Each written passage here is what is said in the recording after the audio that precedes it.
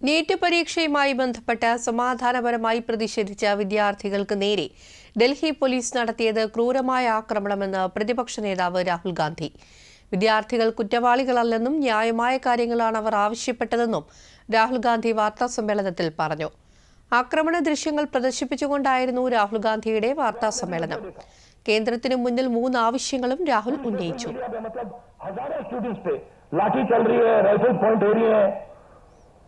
टांगे तोड़ी जा रही हैं, पेलेट गन से मारा जा रहा है. ये आतंकवादी नहीं है, ये हमारा फ्यूचर है.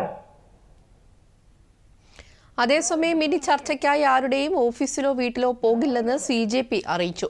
നിഷ്പക്ഷമായ വേദിയിൽ മാത്രമേ ചർച്ചയ്ക്ക് തയ്യാറുള്ളൂവെന്നും CJP നേതാവ് സൗരവ് ദാസ് പറഞ്ഞു.